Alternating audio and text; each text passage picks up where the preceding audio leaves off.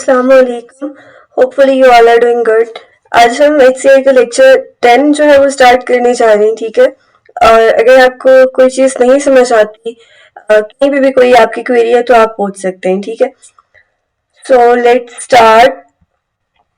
Lecture 10 जो है ना, इसकी अगर हम आउटलाइन को देखें तो इसमें हम एक ह्यूमन कंप्यूटर इंटरेक्शन का बहुत ही इम्पोर्टेंट कंसेप्ट जो है वो सीखेंगे, जो हमारी प्रीवियस लेक्चर्स के साथ रिलेटेड है, ठीक है। जैसे कि वेम्प इंटरेक्शन स्टाइल जिसको कहते हैं, ये असल में वो बेसिक स्ट्रक्चर है वेम्प जिसके थ्रू हम रोजाना कंप्यूटर सिस्टम्स के साथ इंटरेक्ट करते हैं, चाहे फिर वो लैपटॉप हो, आपका डेस्कटॉप हो, या इवन आपका जो मोबाइल फोन है ना उसका कोई पार्ट। विम का मतलब होता है विंडोज, आइकन्स, मेन्यूज और पॉइंटर्स, ठीक है। और आज हम सिर्फ इनकी जो है ना डेफिनेशंस को नहीं देखेंगे, बल्कि हम इनको डिटेल में समझेंगे, ये रियल लाइफ में कैसे काम करते हैं और यूजर एक्सपीरियंस को कैसे इम्प्रूव करते हैं, ठीक है। आप देखें कि जब आप अपना लैपटॉप ऑन करते हैं ना तो स्क्रीन पर मल्टीपल विंडोज ओपन होती हैं, जैसे ब्राउजर, फोल्डर या कोई सॉफ्टवेयर। अब ये विंडोज आपको मल्टीटास्किंग अलो करती हैं। फिर आप छोटी छोटी आइकन्स देखते हैं जो असल में शॉर्टकट्स होती हैं, ताकि आप कमांड्स या फाइल जल्दी अंडरस्टैंड कर सकें। मेन्यूज बेसिकली ये बताते हैं कि ऑप्शंस की जो है ना ये ऑर्गेनाइज लिस्ट होती है मेन्यूज, ठीक है। और इसमें बेसिकली जैसे फाइल, एडिट, व्यू, जहां से आप अपने टास्क कंट्रोल करते हैं। और पॉइंटर जो है ना, माउस कर्सर, वो टूल है जिसके थ्रू आप ये सब कंट्रोल करते हैं, ठीक है। टूल बार की अगर हम बात करें, जो माउस है उसके थ्रू ना आप क्लिक और ड्रैग सेलेक्ट सब कुछ कर सकते हैं, ठीक है। इसके बाद जो टूल बार्स है ना और डायलॉग बॉक्सेस, इसमें टूल बार में फ्रीक्वेंटली यूज होने वाले टूल्स एक ही जगह पर जो है वो देता है आपको, ऑप्शन होता है सारा। जैसे अगर हम बात करें MS वर्ड में बोल्ड, इटैलिक बटन एक साथ होते हैं, ठीक है। जबकि डायलॉग बॉक्स सिस्टम और यूजर के दरमियान में एक हम कह सकते हैं कि मिनी कन्वर्सेशन होती है, जहां सिस्टम आपसे इनपुट लेता है कि जैसे सेव चेंजेस, ओके। और फिर अब हम जो है ना वेब इंटरफेस को डिटेल में देखते हैं, ठीक है। मैंने आपको जैसे ऑलरेडी बताया कि ये मॉडर्न कंप्यूटर सिस्टम्स का ना डिफॉल्ट इंटरेक्शन स्टाइल है वेब, ठीक है। स्पेशली जब हम पीसीज और डेस्कटॉप मशीन्स की बात करते हैं, ओके। वेब की फुल फॉर्म मैं आपको ऑलरेडी बता चुकी हूँ। इसको ना कभी कभी इसे थोड़ा इनफॉर्मल तरीके से विंडोज, आइकन्स, माइक और पुल डाउन मेन्यूज भी कहा जाता है, ठीक है। यहाँ जो है ना ये माइस वर्ड भी होता है, पढ़ा जाता है, और माइक भी, ठीक है। बट ये जो है यहाँ पे लिखा है, तो इसका मतलब है कि माउस डिवाइस से है जो पॉइंटर को कंट्रोल करता है। अब अगर हम इस कंसेप्ट को डिटेल में देखें तो जब एक यूजर सिस्टम के साथ इंटरेक्ट करता है तो उसे डायरेक्टली कम्प्लेक्स कमांड्स लिखने की जरूरत नहीं होती, बल्कि रियल एलिमेंट्स के थ्रू काम होता है, ठीक है। विंडोज जो है वो मल्टीपल टास्क को एक साथ मैनेज करने का एनवायरनमेंट आपको देते हैं, जिसको हम मल्टीटास्किंग भी कहते हैं, ओके। आइकन्स आपकी इंफॉर्मेशन को जो है ना विजुअली रिप्रेजेंट करते हैं, ताकि आपको चीजों को समझने में उनको आप उनको ना बहुत ज्यादा डिटेल में सोचे बगैर आसानी से अंडरस्टैंड कर सकें, ठीक है। मेन्यू स्ट्रक्चर ऑप्शन प्रोवाइड करते हैं, जहां से यूजर जो है वो इजीली कमांड्स दे सकता है, चूज करता है। पॉइंटर एक आपका जो है ना ये बेसिकली काम कर रहा होता है ब्रिज की तरह, जो यूजर के फिजिकल एक्शंस, माउस की मूवमेंट को डिजिटल एक्शन में कन्वर्ट करता है। अब ये सारा सिस्टम इसलिए इतना पॉपुलर है क्योंकि ये बहुत ज्यादा यूजर फ्रेंडली है और लर्न करने में भी आसान है, ठीक है। कोई सपोज करते हैं कोई बिल्कुल नया यूजर है, कोई एक्सपर्ट यूजर है, हर एक के लिए ये जो है ना बेस्ट है। तो वेब इंटरफेस ने कंप्यूटिंग को हम कह सकते हैं कि मासेस के लिए एक्सेसिबल बनाया, ठीक है। और वरना अगर सिर्फ कमांड लाइन होती ना तो हर यूजर के लिए कंप्यूटर यूज करना बहुत ज्यादा मुश्किल हो जाता है, ठीक है। तो कुछ एलिमेंट्स है वेब इंटरफेस के, विंडोज, आइकन, मेन्यूज और पॉइंटर्स, जो हम बेसिक इंटरेक्शन को डिफाइन करते हैं, हम ऑलरेडी इनको देख चुके हैं। लेकिन इनके साथ ना कुछ एडिशनल एलिमेंट्स भी होते हैं जो यूजर एक्सपीरियंस को स्मूथ बनाते हैं, जैसे कि बटन्स क्विक एक्शंस के लिए होते हैं, ठीक है ये। और उसके अलावा tool bars frequently use tools को एक जगह पर ऑर्गेनाइज करती हैं ताकि टाइम बच जाए। जो पैलेट्स है ना, पैलेट ज्यादातर डिजाइन या ग्राफिक्स सॉफ्टवेयर में ऑप्शंस का ग्रुप कलेक्शन होता है, जैसे कलर्स या ब्रशेस वगैरह, जैसे हमारे जो क्या है इलस्ट्रेटर में टूल सारे एक साइड ग्रुप कलेक्शन में मौजूद होते हैं, ठीक है। और डायलॉग बॉक्सेस सिस्टम और यूजर के दरमियान इंटरेक्शन का एक शॉर्ट कम्युनिकेशन होती है जहां सिस्टम या इंफॉर्मेशन जो है ना इनपुट या इंफॉर्मेशन लेता है, ठीक है। हमारे पास है विंडोज, बहुत ही इंटरेस्टिंग है ये भी। विंडोज आपको पता है कि स्क्रीन के अंदर छोटे छोटे इंडिपेंडेंट जो है वो स्पेसेस होती हैं जो बिल्कुल ऐसे बिहेव करती हैं जैसे कि हर एक का अपना कोई सेपरेट जो है ना मिनी स्क्रीन हो, ठीक है। इनके अंदर आप टेक्स्ट, ग्राफिक्स, आइकन्स, इमेजेस सब कुछ आपको मिलता है, ठीक है। डिस्प्ले आप कर सकते हैं, यानी हर विंडो एक स्पेसिफिक टास्क या एप्लीकेशन को रिप्रेजेंट कर रही होती है। और इसकी सबसे इंटरेस्टिंग बात यह है कि आप इन विंडोज को अपनी मर्जी से मूव कर सकते हैं, रिसाइज कर सकते हैं, ठीक है। यहां से भी आप ये काम सारा कर सकते हो, ओके। इसके अलावा एक वक्त में ना आप मल्टीपल विंडोज ओपन करके उन्हें एक दूसरे के साथ ओवरलैप भी कर सकते हैं, यानी साइड बाय साइड आप अरेंज कर भी सकते हैं उसको आसानी से। अब ये मल्टीटास्किंग को बहुत ज्यादा एफिशिएंट बनाती है, ठीक है। हर विंडो के अंदर आपको पता है कि स्क्रॉल बार्स होती हैं, अप एंड डाउन आप उसको मूव कर सकते हैं, ठीक है। फिर इसके अलावा आप जो है ना उसको लेफ्ट राइट यहां से, जैसे हम अभी अगर इस पीडीएफ को मूव करना चाहें, ठीक है, मैंने ऑलरेडी जो है वो फुल मैक्सिमाइज की हुई है, इसको मैं just up and down move कर सकती हूँ, ओके। अच्छा, इसके अलावा अगर हम बात करें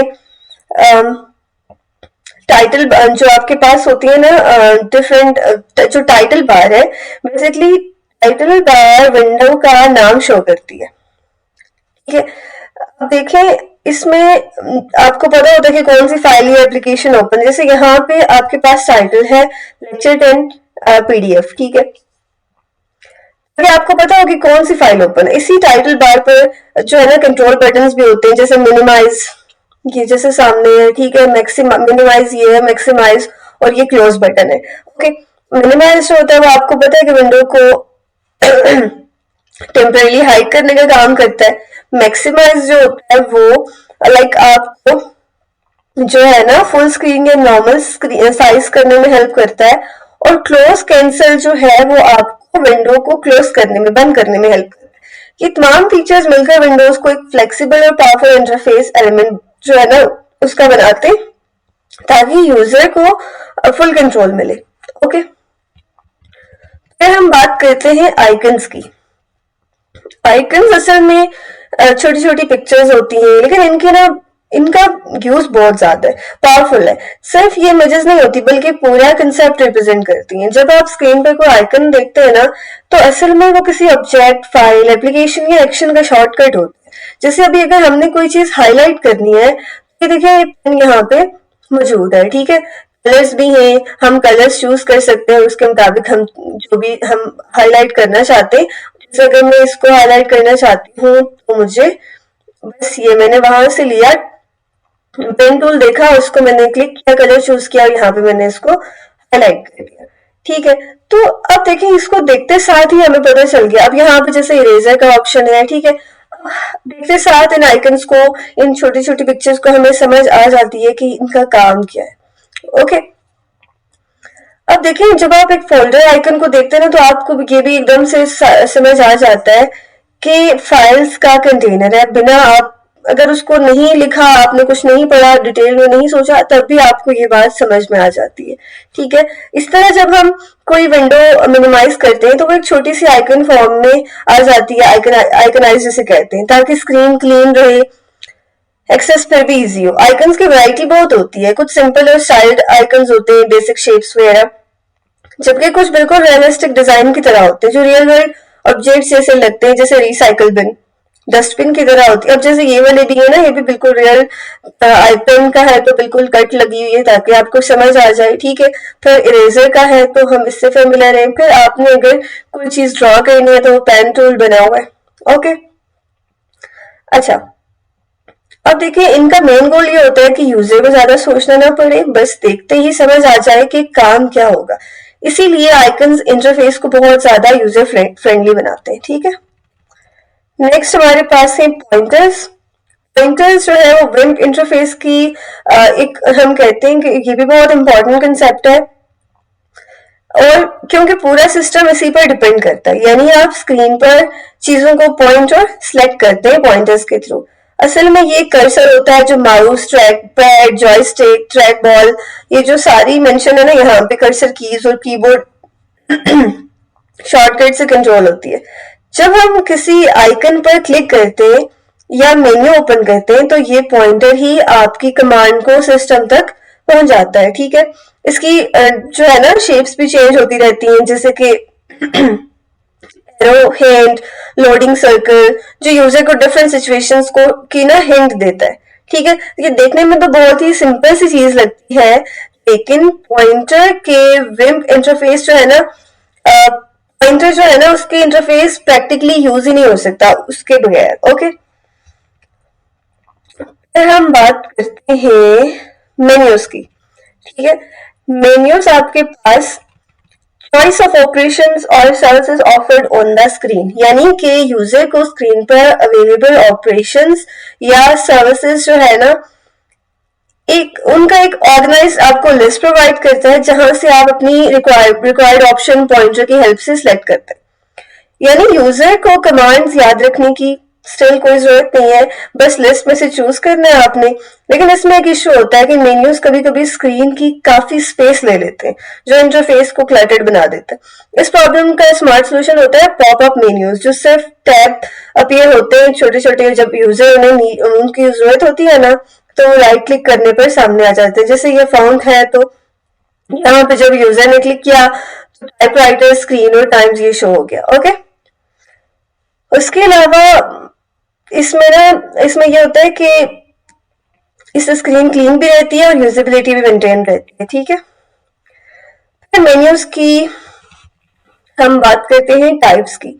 इसके डिफरेंट टाइप्स असल में एक ही प्रॉब्लम सॉल्व करने की कोशिश करती है, यूजर को जो है ना ज्यादा सोचना ना पड़े, बल्कि देखकर चूज करे, recognition instead of recall.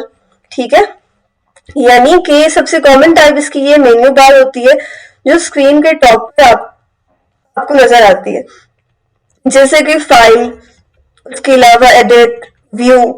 Okay, जहां से मेन्यूज यूजली पुल डाउन या ड्रॉप डाउन फॉर्म में ओपन होते। Pull down menu user mouse को होल्ड करके जो है ना उसके थ्रू ड्रैग करता है, जबकि ड्रॉप डाउन में सिर्फ एक क्लिक से ऑप्शंस शो हो जाते हैं। आपको पता है कि कुछ एडवांस सिस्टम्स में फॉल डाउन मेन्यूज भी होते हैं, जहां सिर्फ माउस होवर करने से मेन्यू ऑटोमेटिकली ओपन हो जाता है। अब ये स्पीड को बढ़ाता है, लेकिन कभी कभी एक्सीडेंटल ओपनिंग्स भी हो जाती हैं। इन तमाम स्टाइल्स का गोल ये होता है कि यूजर का इंटरेक्शन बिल्कुल स्मूथ रहे। ठीक है, दूसरी अगर हम बात करें तो contextual menu appears where you are, popup by menus. अच्छा, इसमें ये जो है ना, ये इंटेलिजेंट मेन्यूज टाइप से जो यूजर के कॉन्टेक्स्ट को समझकर काम करती हैं, जैसे कॉन्टेक्सचुअल या पॉपअप मेन्यूज। ठीक है, अब ये एग्जैक्टली उसी जगह पर अपीयर होती हैं जहां आप काम कर रहे हैं, जैसे कि राइट क्लिक। ठीक है, और सिर्फ रेलिवेंट ऑप्शंस आपको शो होते हैं, इससे टाइम भी बचता है और कंफ्यूजन भी कम होती है। फिर पाई मेन्यूज की अगर हम बात करें तो जहां ऑप्शन सर्कल की फॉर्म में अरेंज्ड होते हैं, इनका फायदा ये होता है कि हर ऑप्शन का जो डिस्टेंस है ना ऑलमोस्ट इक्वल होता है और टारगेट एरिया बड़ा होता है, इसलिए सिलेक्शन जो है वो ज्यादा फास्ट होती है। लेकिन अगर हम बात करें ना प्रैक्टिकल वर्ल्ड की, तो इसमें ये ज्यादा यूज नहीं होते, क्योंकि यूजर्स जो है वो ऑलरेडी ट्रेडिशनल मेन्यूज का बहुत ज्यादा आदी हो चुका होता है, तो उसको इतना ये यूज नहीं करते। ठीक है, फिर हम बात करते हैं पुल डाउन मेन्यूज की। ठीक है, पुल डाउन मेन्यूज जो है ना वो मेन्यूज होते हैं जो यूजली स्क्रीन के टॉप पर मेन्यू बार में होते हैं, और जब यूजर माउस से किसी ऑप्शन पर क्लिक करके होल्ड करता है और नीचे ड्रैग करता है ना, तो ऑप्शन की लिस्ट ओपन हो जाती है। जैसे सर्विसेज पर यूजर ने क्लिक किया, यहाँ पे एक छोटी सी ड्रॉप डाउन शो होगी। ठीक है, लिस्ट हो गई। अब ये स्टाइल इसलिए यूजफुल है क्योंकि यूजर को एक ही जगह पर मल्टीपल ऑप्शंस मिल जाते हैं और वो आसानी से अपना रिक्वायर्ड कमांड सेलेक्ट करते हैं, ठीक है। फिर जैसे आप जो है ना वर्ड में फाइल पर क्लिक करते हैं तो साथ नीचे ड्रैग करते हैं, एक लिस्ट शो होती है, सेव, ओपन, प्रिंट, सिंपल है, ठीक है। ये पुल डाउन मेन्यू। हम बात करते हैं नेक्स्ट कैस्केडिंग मेन्यूज की। कैस्केडिंग मेन्यूज असल में मेन्यूज के अंदर मेन्यूज का जो कंसेप्ट होता है ना उसको कैस्केडिंग मेन्यूज कहते हैं। यानी कि एक ऑप्शन आपने सेलेक्ट किया, उसके साइड पर एक और सब मेन्यू ओपन हो जाए। ये तब यूज होता है जब ऑप्शंस बहुत ज्यादा हों और उन्हें कैटेगरीज में ऑर्गेनाइज करना, ताकि स्क्रीन क्लटर्ड ना लगे और यूजर कंफ्यूज ना हो। जब आप माउस पॉइंटर किसी ऑप्शन पर ले जाते हैं ना, क्लिक किया होगा तो उसके साइड में एक और लिस्ट कैस्केड होकर ओपन होती है। जैसे यहाँ पे शायद एक्सेसरीज है, हाँ, एक्सेसरीज पर क्लिक किया तो साइड में एक और मेन्यू ओपन हो गया, इसके साथ ये एरो लगा होता है, ठीक है। इस पे हमने क्लिक किया तो एक और मेन्यू ओपन हो गया, ठीक है।